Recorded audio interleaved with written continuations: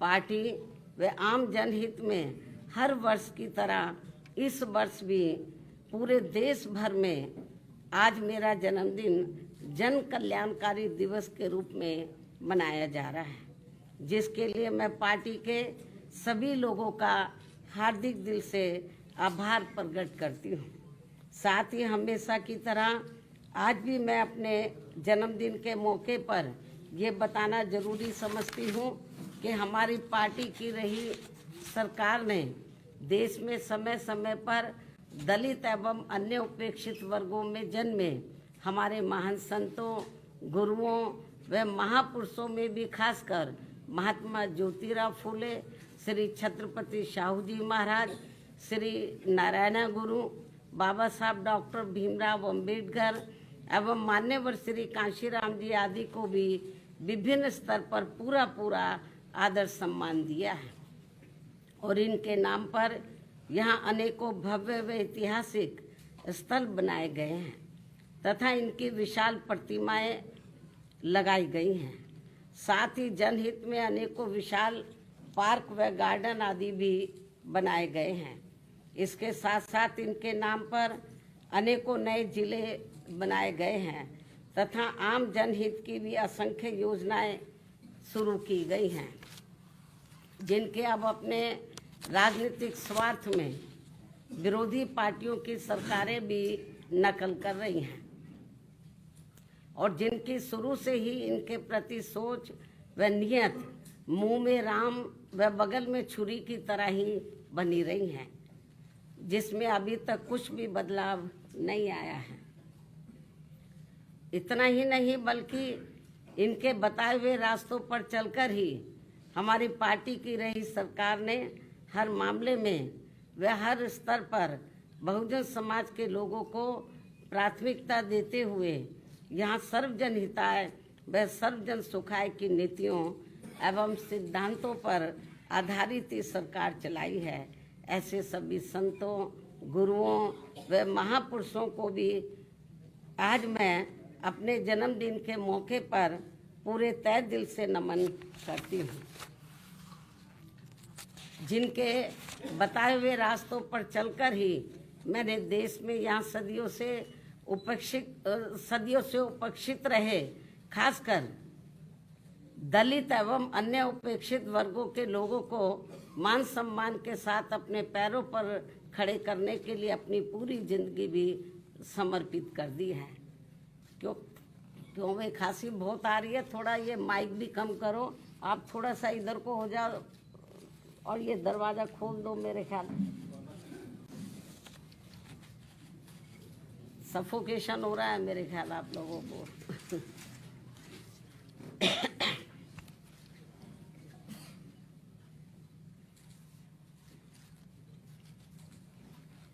मैं आपको बता रही थी अभी जो हमारे संत गुरु और महापुरुष हुए हैं, जिन्होंने इस देश के खास तौर से दलित एवं जो अन्य वीकर सेक्शन के लोग हैं उनको पैरों पर खड़ा करने के लिए अपनी ज़िंदगी पूरी समर्पित कर दी है, तो उनको मैं नतमस्तक करती हूँ, नमन करती हूँ, जिनके बताए हुए रास्तों पर चलकर ही मैंने देश में यहाँ सदियों से उपेक्षित रहे खासकर दलित एवं अन्य उपेक्षित वर्गों के लोगों को मान सम्मान के साथ अपने पैरों पर खड़े करने के लिए अपनी पूरी जिंदगी भी समर्पित कर दी है। और जब तक मैं जिंदा रहूंगी और यदि अभी तक की तरह मेरा स्वास्थ्य भी बराबर ठीक बना रहता है, तो तब तक मेरा इन वर्गों के हित व कल्याण के लिए निरंतर प्रयास व संघर्ष आदि जारी रहेगा। और इस मामले में ना तो मैं कभी झुकने वाली हूँ तथा ना ही कभी किसी के दबाव व लालच आदि में आकर अपनी पार्टी की मूवमेंट से पीछे हटने वाली हूँ, जिसके लिए बीएसपी के जन्मदाता एवं संस्थापक मान्यवर श्री कांशीराम जी ने अपनी पूरी जिंदगी समर्पित कर दी है। इतना ही नहीं बल्कि इन्होंने अपने जीते जी हर मामले में मुझ पर पूरा भरोसा करके वह मुझे अपना एकमात्र उत्तराधिकारी बनाकर इस पार्टी की संपूर्ण जिम्मेवारी भी मेरे कंधों पर सौंप दी है। जिसे मैं अपने जीते जी किसी भी कीमत पर पीछे नहीं जाने दूंगी, बशर्ते ईवीएम हमारी मुश्किलें और ज़्यादा ना बढ़ाता रहे। ये मैं अपनी पार्टी के लोगों को विश्वास दिलाना चाहती हूँ, लेकिन इसके लिए मैं उनसे पार्टी को हर स्तर पर पूरा सहयोग करने की भी पुरजोर अपील करती हूँ। वैसे मुझे पूरा भरोसा है कि इस मामले में पार्टी के लोग मुझे कतई भी निराश नहीं करेंगे। इसके साथ साथ यहाँ मैं ये भी कहना चाहूँगी कि पार्टी द्वारा हर वर्ष इनके मूवमेंट को आगे बढ़ाने के लिए विभिन्न स्तर पर जो भी प्रयास किए गए हैं और इस दौरान जो भी उतार चढ़ाव आए हैं तथा विरोधियों द्वारा बीएसपी को कमजोर करने के लिए जो भी षड्यंत्र रचे गए हैं,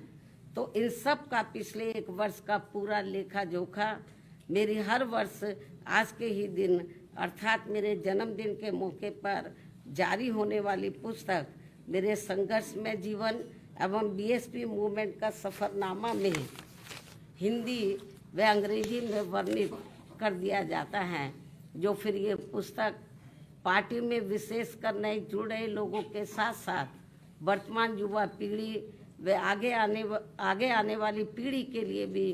पार्टी व मूवमेंट के हित में उन्हें सही मार्गदर्शन व प्रेरणा आदि देने का ये अति महत्वपूर्ण कार्य करेगी, जिसका 21वें हिंदी व अंग्रेजी संस्करण का मैं विमोचन करूं। लेकिन उससे पहले मैं मीडिया के माध्यम से पार्टी के लोगों को सावधानी के तौर पर यह बताना जरूरी समझती हूं कि देश में पार्टी की मूवमेंट को आगे बढ़ने से रोकने व कमजोर करने के लिए पिछले कुछ वर्षों से यहाँ कांग्रेस, बीजेपी व अन्य जातिवादी पार्टियां आए दिन किस्म किस्म के साम दाम दंड भेद आदि अनेकों हथकंडे इस्तेमाल करती रहती हैं, जिनका सही व समय से मुंह तोड़ जवाब देकर वे हर प्रकार की सावधानी बरतते हुए ही अपनी पार्टी के लोगों को पूरे देश में बीएसपी को हर स्तर पर मजबूत बनाना है और खासकर आबादी के हिसाब से देश के सबसे बड़े प्रदेश यूपी में फिर से यहाँ अपनी पार्टी बीएसपी को सत्ता में लाना भी बहुत जरूरी है। हालांकि इस संदर्भ में काफ़ी कुछ विस्तार से जानकारी मैंने दिनांक 9 अक्टूबर सन 2025 को बीएसपी के जन्मदाता एवं संस्थापक मान्यवर श्री कांशीराम जी की पुण्यतिथि के मौके पर यहाँ लखनऊ में इनके सम्मान में किए गए यूपी प्रदेश स्तरीय अति विशाल महाआयोजन में दे दी गई है। उन्हें मैं पुनः दोहराना नहीं चाहती हूँ, लेकिन यहाँ यूपी की आम जनता को सजग व सचेत करने के उद्देश्य से ये कहना जरूरी समझती हूँ कि पिछले महीने सन 2025 में उत्तर प्रदेश विधानसभा के हुए शीतकालीन सत्र के दौरान राजधानी लखनऊ में अकेले बीजेपी के ही नहीं बल्कि सपा व कांग्रेस के भी ब्राह्मण समाज के सभी विधायकों तथा सरकार के मंत्री आदि ने भी एक जगह इकट्ठा होकर अपने ब्राह्मण समाज की वर्तमान बीजेपी की सरकार में भी हर स्तर पर हो रही उपेक्षा तथा इन पर आए दिन हो रही जुर्म जाति आदि को भी लेकर काफ़ी चिंता व्यक्त की गई है और ये स्वाभाविक भी है। जबकि यूपी में हमारी पार्टी ने पिछले कई हुए विधानसभा चुनाव में टिकट देने व सरकार बनने पर अन्य वर्गों की तरह ब्राह्मण समाज को भी हर स्तर पर उचित भागीदारी दी है। साथ ही इनके ऊपर किसी भी प्रकार से कोई भी अन्याय अत्याचार आदि नहीं होने दिया है, जिसे ध्यान में रखकर अब यहाँ ब्राह्मण समाज को भी कांग्रेस, बीजेपी व सपा आदि इन पार्टियों के किसी भी बहकावे में नहीं आना चाहिए। वैसे भी अब ब्राह्मण समाज को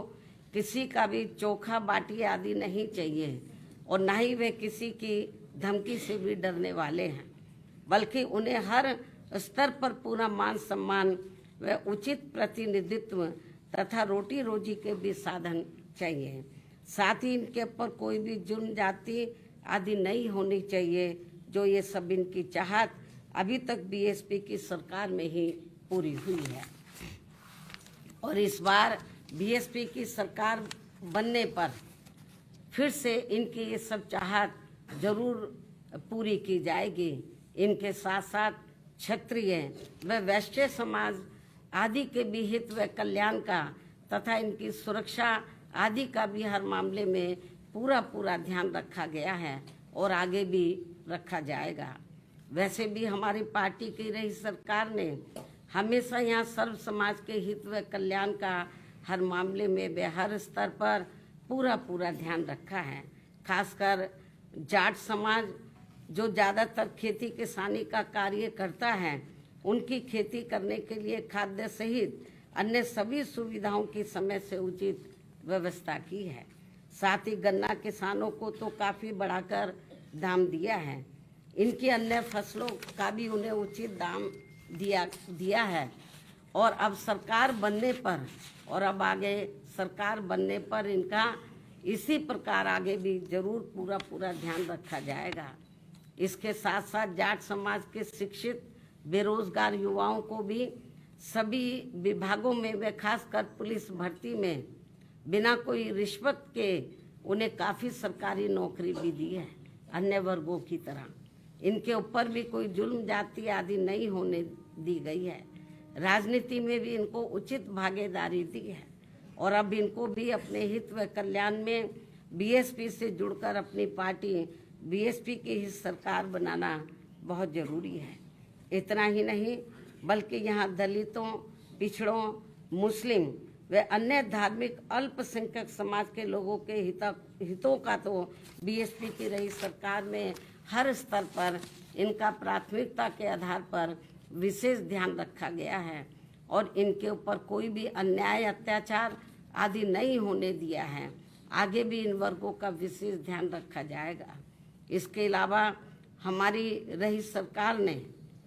पार्टी की रही सरकार ने किसी के भी मंदिर, मस्जिद व चर्च आदि को भी कोई क्षति नहीं पहुंचने दी है। इस प्रकार से हमारी पार्टी की रही सरकार ने यूपी की आम जनता को हर मामले में व हर स्तर पर काफ़ी बेहतरीन सरकार दी है। हालांकि प्रदेश की आम जनता ने यहाँ कांग्रेस, बीजेपी व सपा आदि का भी शासनकाल देखा है और खासकर सपा के शासनकाल में तो यहाँ अधिकांश गुंडों, बदमाशों, माफियाओं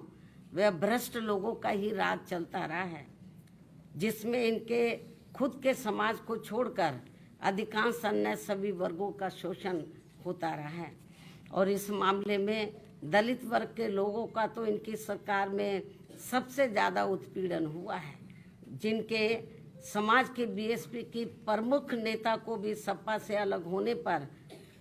जब गठबंधन की सरकार थी तो सपा से अलग होने पर दिनांक 2 जून सन 1995 को यूपी के लखनऊ सरकारी गेस्ट हाउस में मेरे ठहरने के दौरान वहां सरकारी मशीनरी की मदद से सपा के कई हजार गुंडों व बदमाशों आदि ने जो उस दिन मेरे ऊपर जानलेवा हमला करने का पूरा प्रयास किया है, ये सब भी किसी से छिपा नहीं है। इसके अलावा दलित एवं अन्य पिछड़े वर्गों में जन्मे हमारे महान संतों, गुरुओं व महापुरुषों की भी इनकी सरकार में हर स्तर पर काफ़ी उपेक्षा की गई है। संसद में दलितों के पदोन्नति में आरक्षण से संबंधित लाए गए बिल को भी सपा के सांसदों द्वारा फाड़ दिया गया था। मान्यवर श्री कांशीराम जी के देहांत होने पर इनकी सरकार द्वारा इनके सम्मान में एक दिन का भी राजकीय शोक घोषित नहीं किया गया था। पिछड़े वर्गों का भी आरक्षण संबंधी ज़्यादातर लाभ इनकी सरकार में केवल इनका खुद का अपना समाज ही उठाता रहा है। मुस्लिम समाज भी ज़्यादातर उपेक्षित ही रहा है। यह है इनके पीडीए की असली पहचान। वहीं दूसरी तरफ बीएसपी की रही सरकार में हमने किसी भी वर्ग व धर्म के लोगों के साथ किसी भी मामले में कोई पक्षपात आदि नहीं होने दिया है और हमने पिछड़े वर्गों में इनके खुद के यादव समाज के हितों का भी पूरा ध्यान रखा है, आगे भी रखेंगे। प्रदेश में सभी विरोधी पार्टियों की रही सरकारों की तरह हमने बीएसपी की सरकार में कोई भी दंगा फिसाद आदि नहीं होने दिया है। साथ ही प्रदेश के विकास को भी लेकर हमारी पार्टी की रही सरकार ने अनेकों ऐतिहासिक कार्य किए हैं और इस मामले में ये बात सर्वविदित है कि प्रदेश में बीएसपी की सत्ता नहीं रहने के बाद यहाँ विरोधी पार्टियों की रही सरकारों में जितने भी एक्सप्रेस वे बने हैं और अब दिल्ली के नज़दीक जिला गौतम बुद्ध नगर में नोएडा अंतर्राष्ट्रीय हवाई अड्डा भी शुरू होने के लिए जा रहा है, तो इन सभी की वास्तव में पूरी रूपरेखा बीएसपी के रही सरकार में ही तैयार हो गई थी। एक आदि बड़े एक्सप्रेस वे तो मेरी सरकार में ही बन गए थे। हालांकि ये सभी कार्य मेरी सरकार के रहते ही पूरे हो जाते यदि उस समय केंद्र की रही कांग्रेस पार्टी की सरकार अपनी जातिवादी मानसिकता के चलते इन कार्यों में रुकावटें नहीं डालती। इस प्रकार से यहाँ बीएसपी का चारों बार का रहा शासनकाल हर मामले में काफ़ी बेहतरीन शासनकाल रहा है, जिसे प्रदेश व आम जनहित में फिर से सत्ता में लाना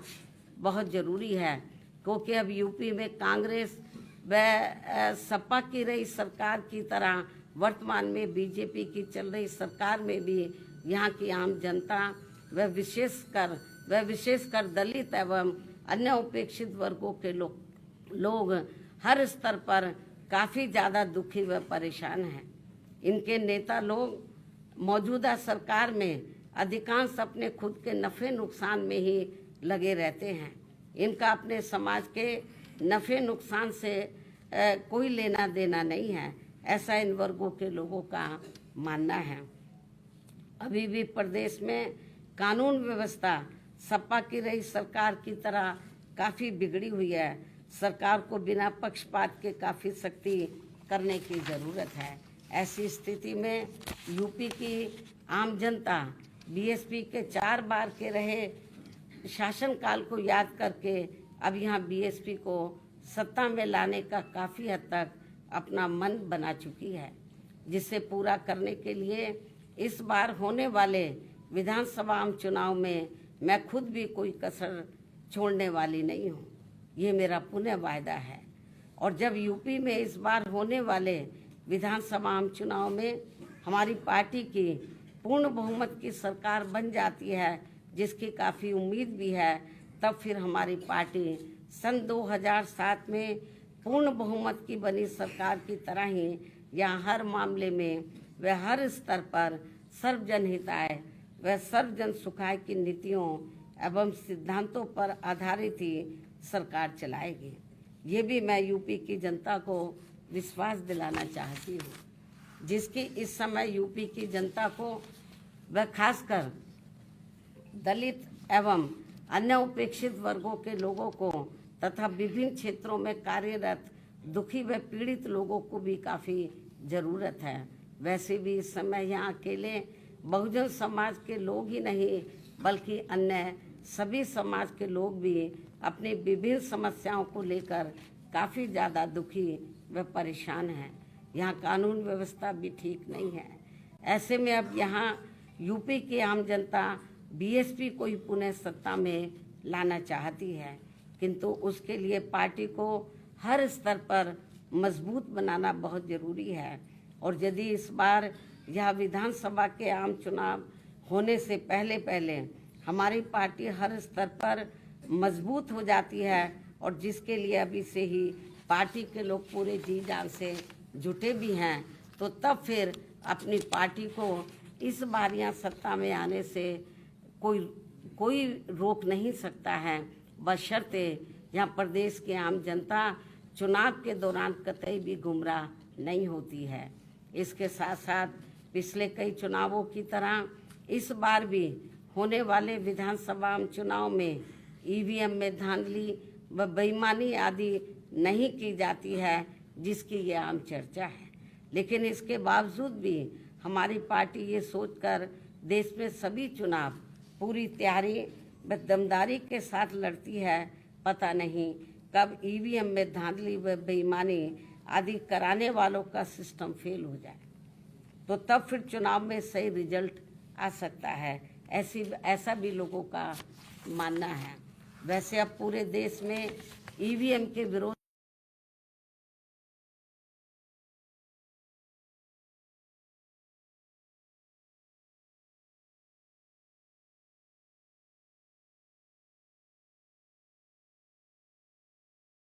हो चुका है। यहाँ फिर मान्य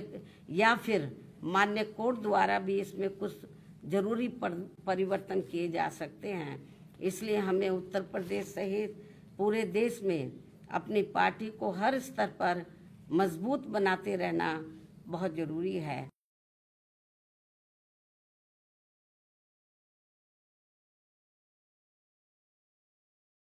का भी कार्य चल रहा है, उसमें भी काफी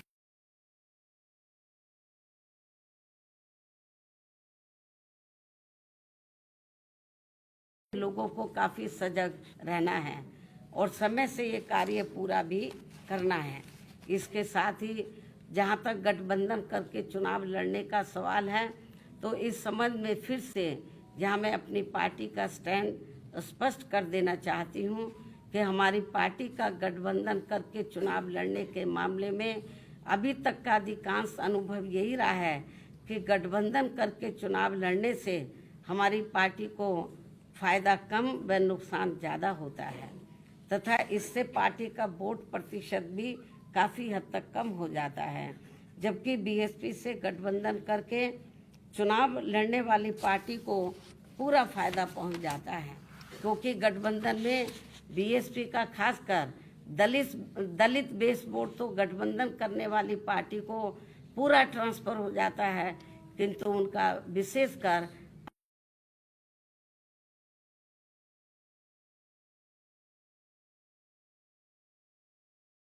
वारों को परिवर्तित नहीं हो पाता है और फिर ये वोट दूसरी पार्टी को ही चला जाता है, जिनका नेतृत्व जातिवादी पार्टियों के हाथों में होता है। यही मुख्य वजह है कि देश में अधिकांश पार्टियां बीएसपी से गठबंधन करके चुनाव लड़ना चाहती हैं, क्योंकि उनको फायदा पहुंचता है। लेकिन गठबंधन करने के मामले में हमें बीएसपी के हित को भी देखना बहुत जरूरी है। ऐसी स्थिति में अब हमारी पार्टी उत्तर प्रदेश सहित पूरे देश में विधानसभा व लोकसभा का भी आम चुनाव अकेले ही लड़ना ज़्यादा बेहतर समझती है और यूपी में जब इस बार चुनाव होगा अकेले ही चुनाव लड़ेगी। कोई गलतफहमी किसी को भी अपने आप में पैदा नहीं करनी चाहिए। इसलिए अब हमारी पार्टी ने उत्तर प्रदेश सहित पूरे देश में सभी छोटे बड़े चुनाव अकेले ही लड़ना ज़्यादा उचित समझा है और अब हमारी पार्टी किसी भी चुनाव में किसी भी पार्टी के साथ किसी भी प्रकार का कोई भी गठबंधन करके चुनाव नहीं लड़ेगी। लेकिन इस संबंध में यहाँ मैं ये भी कहना चाहूँगी, जब आगे चलकर हमारी पार्टी को ये पूरा भरोसा हो जाएगा, आपकी नई बात कर रही हूँ, बरसों लगेंगे अभी, जब आगे चलकर हमारी पार्टी को ये पूरा भरोसा हो जाएगा कि बीएसपी से गठबंधन करके चुनाव लड़ने वाली पार्टी अपनी पार्टी का खासकर अपर कास्ट समाज का वोट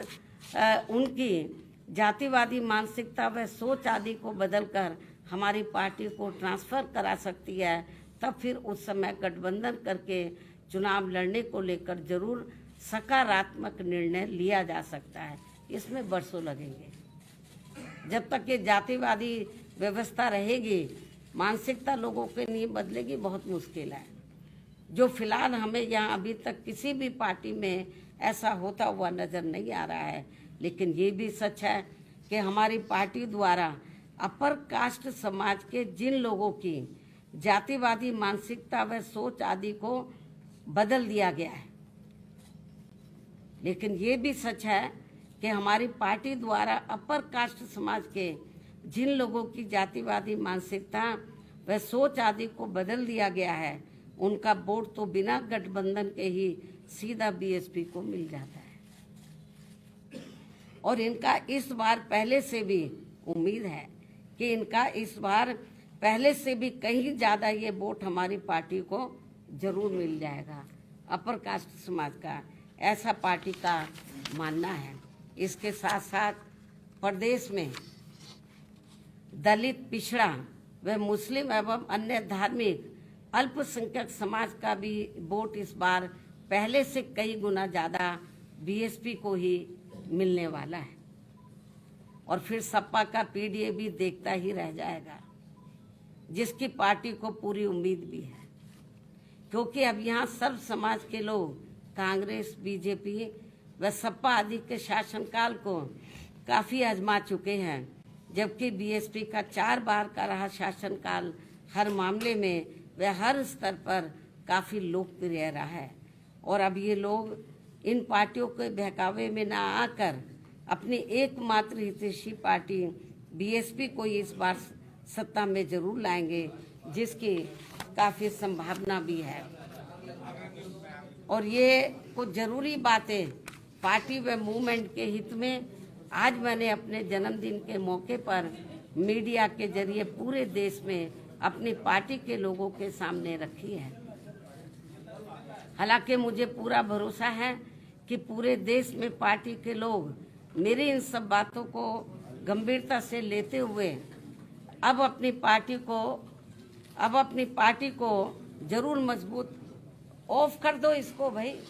जरूर मजबूत बनाएंगे, जो यही इनका मेरे जन्मदिन पर खास तोहफा भी होगा। और अब मैं पार्टी व मूवमेंट के हित में अपनी लिखी गई पुस्तक का विमोचन करती हूँ।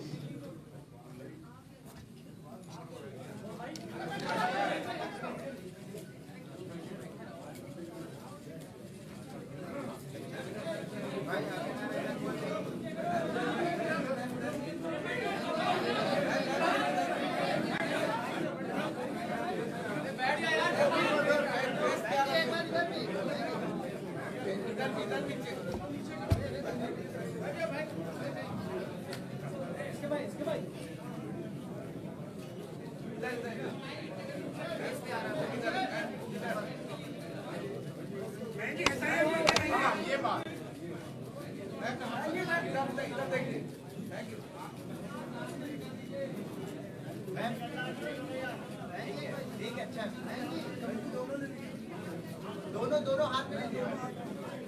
दोनों किताबें ले लीजिए। चुनाव से पहले पैसा बांटने की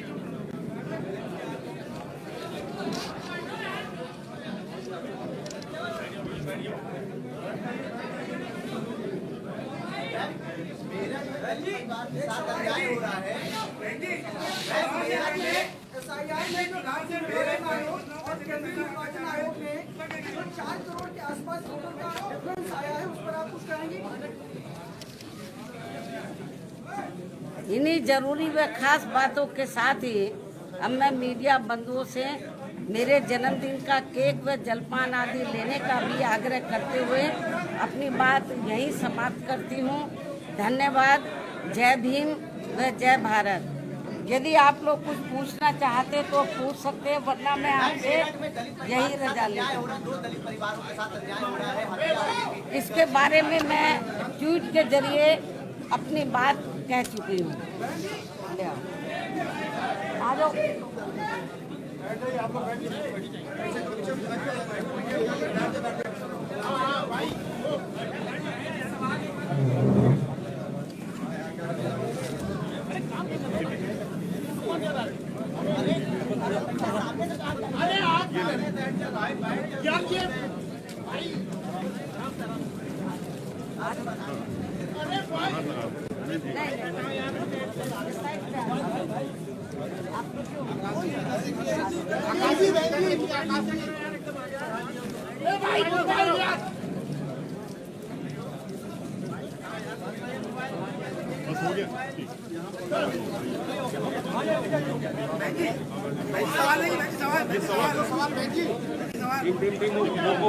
ले लिए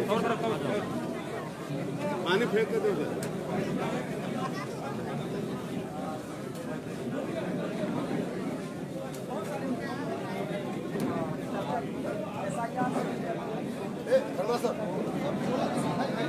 वो दो